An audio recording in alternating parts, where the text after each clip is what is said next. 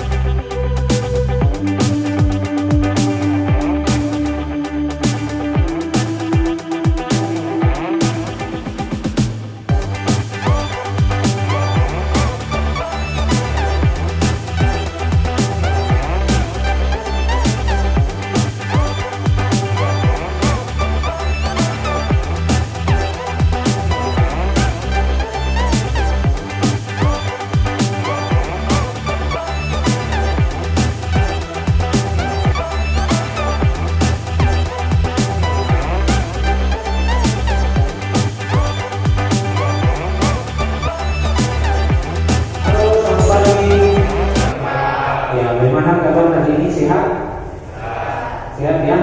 Sehat? Lili sehat? Ya, jadi hari ini kita diberikan kesempatan untuk tatap muka terbatas ya, jadi kita harus tetap mematuhi protokol kesehatan ya. Ya, sebelum kita mulai pembelajaran, Pak Yos minta satu orang pimpin doa. Siapa yang bisa pimpin doa? Ya, silakan Wilfridus di depan sini. Yang lain tolong ambil sikap doa yang baik ya. Pak Yos dan teman-teman sekalian, marilah kita berdoa untuk memohon berkat Tuhan agar PTN hari ini dapat berjalan dengan lancar. Marilah kita berdoa sesuai keyakinan kita masing-masing. Berdoa dimulai.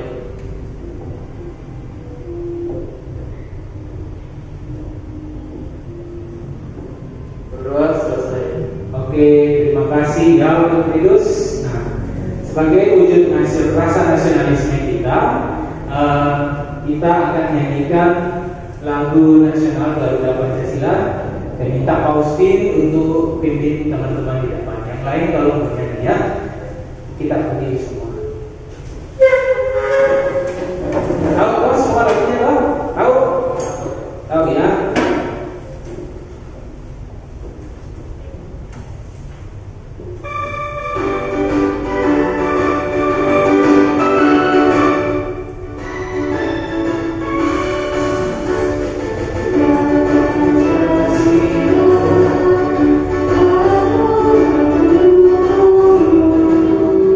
Oh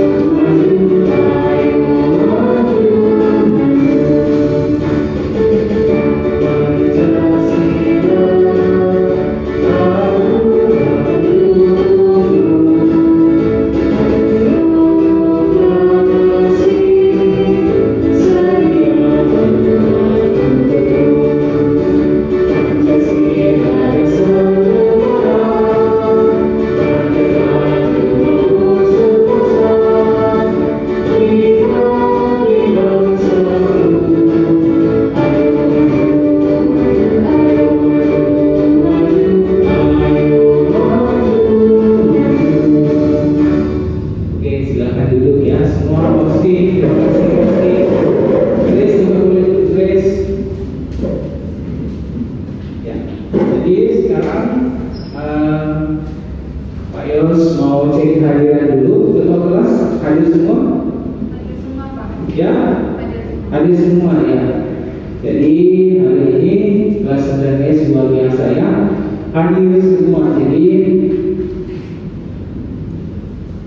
hari ini kita mulai proses pembelajaran kita. 9S sudah ada hadir semua dan saya lihat kelengkapannya semua sudah rapi. Tinggal Norman rambutnya dirapikan lagi ya Norman. Ya. Nah, masih ada yang ingat materi kita minggu lalu? Siapa? Oke, Marcelinus, silakan Marcelinus. Ya, bagaimana materi yang Marcelinus ingat minggu lalu? Materi minggu lalu itu tentang prinsip-prinsip kedaulatan, dan yang saya masih ingat itu tentang prinsip negara hukum dan demokrasi. Ya. Dalam konsep demokrasi memuat prinsip kedaulatan rakyat, di sisi lain konsep negara hukum memuat prinsip negara hukum. Ya. Ya, jadi materi minggu lalu itu tentang prinsip-prinsip kedaulatan ya. Kalau kita kaitkan dengan kehidupan kita sehari-hari, misalkan di lingkungan sekolah, kalau prinsip demokrasi ya berdasarkan hukum, kalau di sekolah itu biasa kita melaksanakan pemilihan ketua OSIS ya. Nah, pemilihan ketua OSIS. Kalau di lingkungan bangsa dan negara biasanya kita laksanakan pemilu. Nah, di dalamnya itu ada prinsip hukum ya. Pada dasarnya bahwa pemilu itu dilaksanakan secara umum ya, berlaku untuk seluruh warga masyarakat Indonesia ya. Nah, sekarang kita masuk di materi. Kalau kalian perhatikan, selain kompetensi dasarnya itu memahami ketentuan tentang bentuk kedaulatan negara sesuai dengan Undang-Undang Dasar Negara Republik Indonesia tahun 1945. Kemudian kompetensi keterampilannya memaparkan penerapan tentang bentuk dan kedaulatan negara sesuai dengan Undang-Undang Dasar 1945. Dan indikatornya kita ada 3: menganalisis perkembangan demokrasi di negara Republik Indonesia, kemudian menyimpulkan tentang perkembangan sistem pemerintahan di negara Indonesia, dan yang ketiga menyajikan hasil telaah tentang perkembangan sistem pemerintahan di negara Indonesia. Silakan kalian tulis. Sudah ditulis? Sudah? Ya. Nah, di tujuan pembelajaran kita, yang pertama, setelah mengikuti pembelajaran, peserta didik dapat menunjukkan perilaku bersyukur kepada Tuhan yang Maha Esa sebagai pertanggungjawaban atas perwujudan kedaulatan negara. Kemudian yang kedua, setelah mengikuti pembelajaran, peserta didik diharapkan dapat menunjukkan sikap bertanggung jawab sebagai perwujudan kedaulatan negara. Yang ketiga, peserta didik dapat dengan penuh tanggung jawab diharapkan menganalisis perkembangan demokrasi di negara Indonesia. Dan tujuan keempat dan kelima, saya minta Marcelinus untuk baca.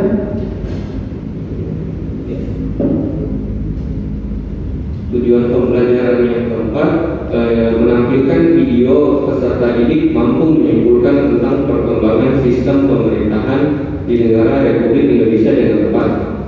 Lalu tujuan pembelajaran yang kelima, melalui kegiatan diskusi, peserta didik dapat menyajikan hasil telaah tentang perkembangan sistem pemerintahan di negara Republik Indonesia dan penuh rasa tanggung jawab.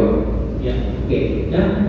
Dan sekarang coba kalian perhatikan nilai karakter yang akan kita kembangkan. Ada tanggung jawab, disiplin, kemudian ketakwaan, kerjasama, dan percaya diri. Ya, jadi di dalam proses pembelajaran kita, tolong kalian ingat nilai-nilai karakter yang akan kita kembangkan. Dan dalam proses penilaian sikap itu melalui pengamatan, dimulai dari tadi berdoa sampai di proses pembelajaran yang terakhir. Kemudian penilaian pengetahuan itu KKM-nya 80, dan keterampilan nanti di proses diskusi ya. Nah, sekarang kita masuk di indikator yang pertama. Coba kalian kalian perhatikan, ya. Mari kita ingat kembali tentang demokrasi dan sistem pemerintahan. Apa yang terbayang di dalam pikiran kalian, ya? Coba kalian perhatikan di atas. Apa yang terbayang dalam pikiran kalian tentang demokrasi? Siapa yang bisa? Ya, Wilfriedus, silakan Wilfriedus. Demokrasi itu Pak, semua orang harus terlibat tanpa terkecuali, dan dalam demokrasi harus ada keadilan Pak. Ya, menurut Wilfriedus, semua orang terlibat, dan di dalam demokrasi itu semua di dalamnya ada keadilan. Yang lain? Ya, pilih. Silakan pilih. Jadi saya itu Pak mengenai sistem pemerintahan. Menurut saya itu Pak, sistem pemerintahan merupakan suatu rancangan yang ditujukan kepada seorang pemimpin untuk menjalankan suatu negara agar sesuai dengan kehendak masyarakat. Oke, kita berikan dulu untuk Wilfriedus dan Willy. Mana tepuk tangannya? Ya. Jadi kalau kita berbicara tentang demokrasi, ya, kalian perhatikan di atas, demokrasi itu merupakan sebuah bentuk pemerintahan di mana semua warga negara memiliki hak yang sama dalam mengambil keputusan dan dapat mengubah hidup mereka. Jadi, contohnya tadi kalau kita lihat penerapan demokrasi di lingkungan sekolah, di lingkungan masyarakat, bangsa dan negara, itu biasanya pemilihan umum. Ya? Kalau di lingkungan sekolah, tentunya pemilihan ketua kelas, dan semua warga sekolah, warga negara itu semua ikut terlibat di dalamnya. Jelas? Oke, jelas. Kalau sistem pemerintahan, nah coba kalian perhatikan di atas, sistem pemerintahan itu diartikan sebagai suatu tatanan utuh yang terdiri dari komponen pemerintahan yang bekerja saling bergantungan dan mempengaruhi dalam mencapai tujuan dan fungsi pemerintahan. Jadi, suatu negara mempunyai sistem pemerintahan. Gunanya sistem pemerintahan supaya dalam suatu negara itu bisa mencapai apa yang menjadi tujuan dari negara tersebut. Dalam sistem pemerintahan tersebut menjadi satu tujuan yang sama, ya, supaya bisa berjalan dengan baik. Adanya sistem pemerintahan, ya. Kemudian kita masuk di indikator pertama. Coba kalian perhatikan, ya. Kalian perhatikan video ini.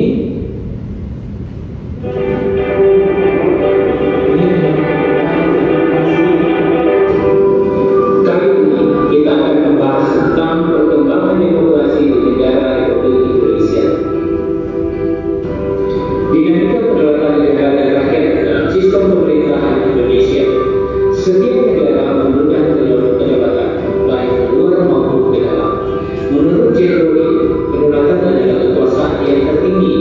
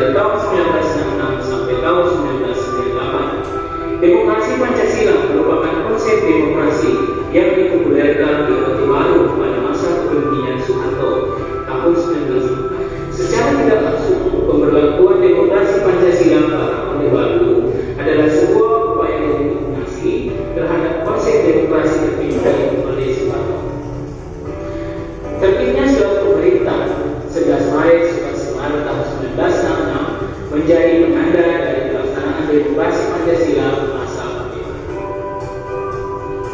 Yang terakhir, demokrasi Pancasila di masa reformasi dari tahun 1998 sampai sekarang. Demokrasi Indonesia periode reformasi. Soeharto terpilih kembali menjadi presiden pada sidang umum MPR pada Maret 1998. Tetapi penyimpangan masa pemerintahan Orde Baru membawa Indonesia pada masa krisis. Diawali krisis moneter yang tidak kunjung mereda. Krisis moneter membawa akibat dari luar maupun dari dalam negeri. Dari dunia internasional, terutama Amerika Serikat, secara terbuka meminta Soeharto mundur dari jabatannya sebagai presiden. Pelaksanaan demokrasi di era reformasi ditandai dengan lengsernya Soeharto yang menjabat sebagai presiden setelah muncul beberapa indikator pelaksanaan demokrasi Indonesia, yaitu diberikan kebebasan pers. Penerapan demokrasi yang berkembang di negara kita. Siapa yang bisa? Ya, Istian, silakan Istian. Mungkin ada poin yang saya, salah satu perkembangan demokrasi di Indonesia adalah demokrasi terpimpin pada tahun 1959 sampai 1966. Ya. Demokrasi terpimpin tersebut adalah seluruh keputusan dan pemikiran terpusat pada satu pemimpin, yaitu Presiden Soekarno pada masa itu. Presiden Soekarno membuat sidang konstituyente pada tanggal 10 November 1956 yang memunculkan demokrasi terpimpin tersebut. Ya, oke, bagus. Kita beri aplaus untuk Istian. Ya. Jadi pada meter itu berlangsung dari tahun 1945 sampai tahun 1959, ya. Kemudian pada periode ini terjadi 2 kali pergantian Undang-Undang Dasar, dari Undang-Undang Dasar 1945 dengan Konstitusi Republik Indonesia Serikat pada waktu 27 Desember sampai 17 Agustus 1950, ya. Kemudian demokrasi yang berlaku 1945 sampai tahun 1959, ya. Kemudian pada periode ini terjadi 2 kali pergantian Undang-Undang Dasar, dari Undang-Undang Dasar 1945 dengan Konstitusi Republik Indonesia Serikat pada waktu 27 Desember sampai 17 Agustus 1950, ya. Kemudian demokrasi yang berlangsung pada masa 1959 sampai 1966 itu demokrasi terpimpin, ya. Nah, demokrasi terpimpin ini di mana seluruh keputusan serta pemikiran berpusat kepada pemimpin, yaitu pada saat itu Insinyur Soekarno yang diumumkan pertama kali oleh Presiden Soekarno dalam pembukaan sidang konstituante. Ya, kemudian, ya. Nah, bagaimana indikator pertama sudah paham? Sudah? Ya, kita lanjut di perkembangan sistem pemerintahan di negara Indonesia. Coba kalian perhatikan materi di atas, ya. Coba kalian perhatikan materi di atas tentang perkembangan sistem pemerintahan di Selanjutnya pembahasan indikator perkembangan sistem pemerintahan di negara Indonesia. Sistem parlementer. Sistem parlementer dilakukan di Indonesia sejak pemilihan presiden dikeluarkan pada tanggal 14 November 1945. Sistem parlementer memiliki ciri sipil. Adanya keputusan yang berkuasa adalah kepala negara dan kepala pemerintahan. Kemudian posisi kepala pemerintahan dijabat oleh Perdana Menteri, dan posisi kepala negara dijabat oleh presiden, raja, ataupun bangsa. Sistem parlementer semu. Sistem parlementer semu pernah berlangsung di Indonesia ketika menggunakan Konstitusi Republik Indonesia Serikat. Hal tersebut disebabkan pengangkatan Perdana Menteri dan para Perdana Menteri merupakan pemerintah yang seharusnya masing-masing menjabat salah satu posisi saja, yaitu Presiden sebagai kepala negara dan Perdana Menteri sebagai kepala pemerintahan. Yang terakhir, sistem presidensial. Sistem presidensial berlangsung pada awal kemerdekaan dan dilaksanakan kembali setelah dekret Presiden 5 Juni 1959. Sistem ini memiliki ciri-ciri dari diskusi. Tadi kalian sudah perhatikan videonya. Nah, pembagian kelompok. Jadi ketua kelompok pertama Willy, itu anggotanya ada Richard, Radio, kemudian ada Grace, dan ketua kelompok 2 ada Marcelinius, anggotanya itu ada Orville, kemudian Jumida. Dan diskusi, tolong kalian tanamkan dengan baik, sikap saling menghargai pendapat satu sama lain. Dan yang lain, yang ketua kelompok, saya harap kalian bisa memimpin kelompok kalian dengan baik, ya. Kemudian silakan kalian perhatikan lembar kerja yang saya sudah bagikan dari KPI-nya, dan perhatikan petunjuk kerjanya. Dan sebagai identifikasi masalah, kalian perhatikan gambar pertama itu untuk kelompok 1, gambar kedua untuk kelompok 2, dan gambar ketiga untuk kelompok 3. Dan di situ coba kalian perhatikan di lembar kerjanya, kalian deskripsikan secara singkat dari gambar tersebut. Kemudian ciri-ciri dari sistem pemerintahan yang ada di gambar itu, dan bagaimana pentingnya sistem pemerintahan yang ada di suatu negara. Ya, silakan kalian duduk bersama dengan teman kelompok kalian. Ya, saya beri Pak Guru beri waktu 15 menit untuk diskusi bersama dengan teman kelompok. Ya. Oke, jadi kita panggil kelompok pertama untuk presentasikan hasil diskusinya. Kelompok 1. Siapa yang mau mewakili kelompok 1? Oke, Willy, silakan Willy. Yang lain, kelompok yang lain, kalau kalian perhatikan, ya. Terima kasih atas kesempatannya yang diberikan. Perkenalkan, saya Willy, perwakilan dari kelompok 1. Jadi saya akan menjelaskan ini. Parlemen mempunyai wewenang yang begitu vital dalam menentukan suatu negara. Secara umum, sistem pemerintahan ini adalah sebuah sistem yang menghubungkan hubungan fungsional antar lembaga negara dalam menjalankan kekuasaannya di dalam suatu negara. Adapun ciri-ciri dari sistem parlementer ini yaitu yang pertama, Presiden sebagai kepala negara, Perdana Menteri sebagai kepala pemerintahan, hak perorangan dimiliki Perdana Menteri. Yang ketiga, eksekutif bertanggung jawab pada legislatif. Dan pertanyaan yang terakhir, menurut kami sistem pemerintahan parlementer ini sangat penting bagi setiap negara. Oke, jadi kita diberikan kesempatan kelompok 1. Siapa yang mau bertanya? Ya, Willy dari kelompok berapa? Naiknya? Kelompok 3. Oke, silakan Willy. Kan tadi itu ada dibilang ciri-ciri sistem pemerintahan parlementer. Kalau presiden sebagai kepala negara, Perdana Menteri sebagai kepala pemerintahan. Saya mau tanya, apa bedanya kepala negara dan kepala pemerintahan? Dan apakah memungkinkan kalau ada salah satu pihak yang terlalu mencampuri kekuasaan lain? Ya. Jadi menurut kami mengenai ciri sistem parlementer yang pertama mengenai presiden sebagai kepala negara dan Perdana Menteri sebagai kepala pemerintahan.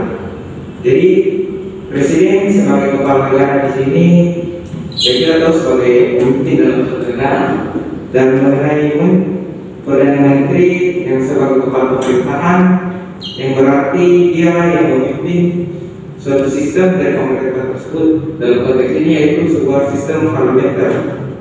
Dan apabila ada sebuah yang mencakup urusan dari kegiatan dalam sistem parlementer ini, saya rasa itu tidak mungkin, karena kita ketahui bahwa dari melalui pemilihan di mana Perdana Menteri sebagai kepala pemerintahan, yang dimana dia juga yang mengatur sistem pemerintahan ini yaitu parlemen. Bagaimana kelompok 3? Sudah jelas? Jelas, Pak. Oke, kita beri aplaus untuk kelompok 1. Ya. Sekarang kita lanjut dari kelompok 2. Siapa yang mewakili kelompok 2? Ya, silakan. Tolong yang lain kalian perhatikan hasil diskusi dari kelompok 2 dan nanti saya harap kalian bertanya. Ya, silakan kelompok 2. Terima kasih atas kesempatan yang diberikan. Perkenalkan, nama saya Mas Yunus selaku perwakilan dari kelompok 2. Kali ini kami akan mempresentasikan hasil diskusi kami tentang sistem parlementer semu. Sistem parlementer kabinet semu atau kuasi parlementer merupakan sistem di mana parlemen mempunyai kedudukan yang sangat menentukan terhadap kekuasaan pemerintah, walaupun parlemen kedudukannya hanya terbatas pada hal-hal tertentu saja. Sistem pemerintahan parlementer kabinet semu yang dianut oleh konstitusi RIS dapat dijelaskan sebagai berikut. A. Pengangkatan Perdana Menteri dilakukan oleh Presiden, bukan oleh Parlemen sebagaimana lazimnya. Pasal 74 ayat 2. B. Kekuasaan Perdana Menteri masih dicampur tangani oleh Presiden. Hal itu dapat dilihat pada ketentuan bahwa Presiden dan Menteri-Menteri bersama-sama merupakan pemerintah. Seharusnya Presiden hanya sebagai kepala negara, sedangkan kepala pemerintahannya dipegang oleh Perdana Menteri. Yang C. Kabinet dibentuk oleh Presiden, bukan oleh Parlemen. Kemudian selanjutnya, pertanggungjawaban Menteri baik secara perorangan maupun bersama-sama adalah pada DPR, namun harus melalui keputusan pemerintah. Demikian hasil presentasi kami. Apakah ada pertanyaan dari kelompok lain?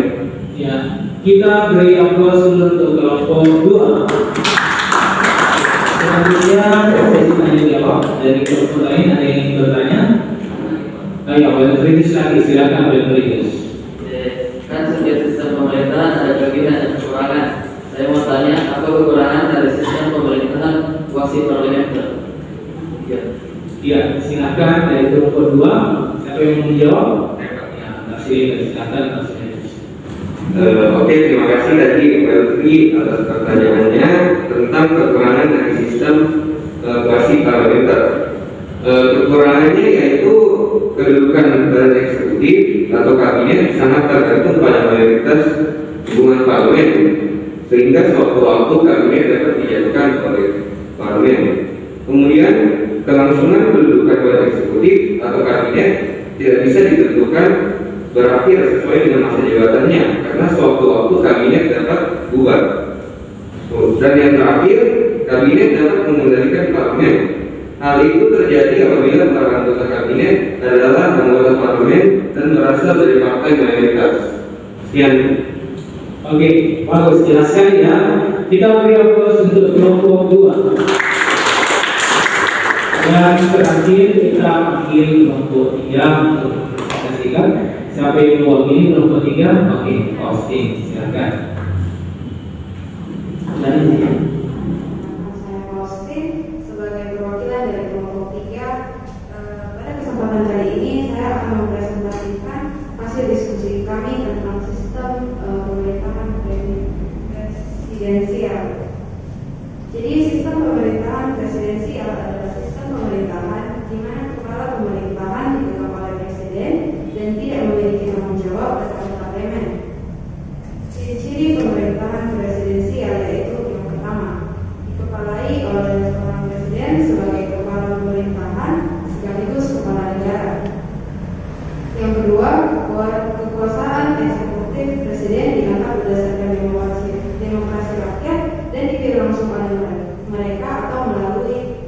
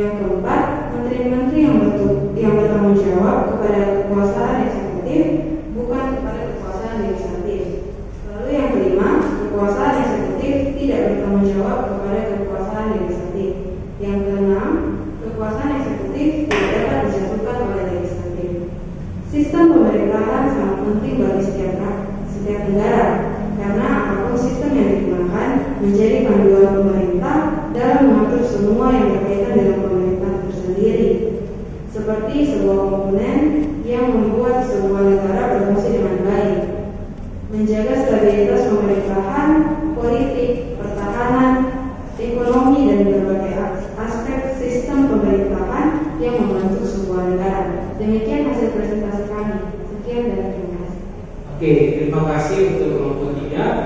Kita beri kesempatan kelompok lain. Ada yang ingin bertanya? Ada yang ingin bertanya? Oke, tidak ada. Kalau begitu kita beri aplaus untuk kelompok 3. Jadi sebagai penguatan untuk kita semua di materi kita hari ini, sistem pemerintahan di suatu negara itu sangat penting.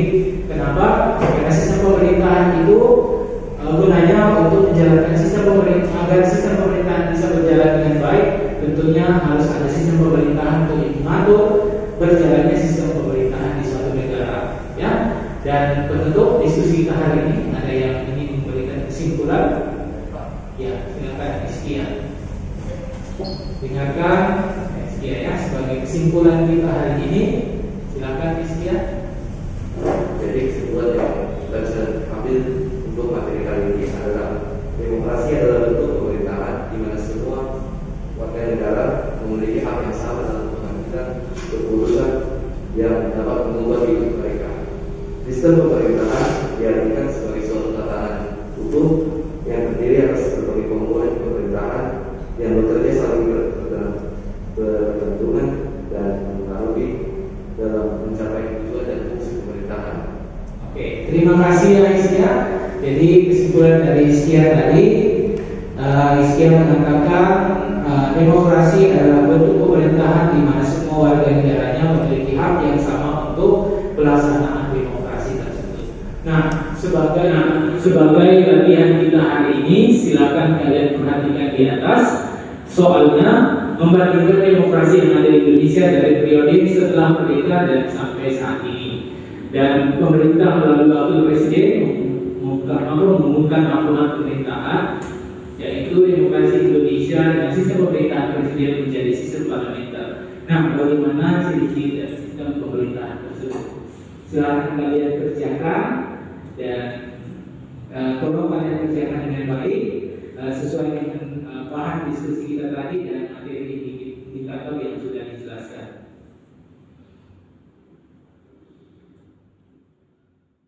Karena sudah selesai semua? Sudah? Sudah.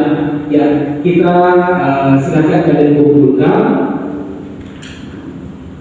Dan sebagai bahan refleksi kita hari ini, pada awal demokrasi di Indonesia kurang memihak kepada rakyat. Rakyat dibatasi untuk mengeluarkan pendapatnya, tetapi dengan perkembangan zaman rakyat diberikan kebebasan untuk mengeluarkan pendapat dan aspirasinya. Itu terbukti dilihat ketika kita melihat pemilihan umum, semua warga negara Indonesia tanpa terkecuali mengikuti pemilihan umum dengan syarat dan ketentuan sudah dipenuhi. Ya, itu sebagai bahan refleksi kita dan materi minggu depan tolong kalian pelajari tentang materi keberagaman. Ya, dan saya sangat berterima kasih kepada kelas 9S yang sudah aktif dalam proses diskusi hari ini dan yang masih malu-malu minggu depan. Saya harap kalian berdiskusi berani, ya, berani menyampaikan pendapat, berani mengeluarkan pendapat. Dan terakhir, saya minta satu orang untuk memimpin doa. Saya minta, oke, teman-teman, setelah pelajaran kita terakhir, marilah kita berdoa agar kedepannya kita dilindungi sehingga kita dapat bertemu kembali dalam PPM selanjutnya. Marilah kita berdoa menurut keyakinan kita masing-masing. Berdoa dimulai.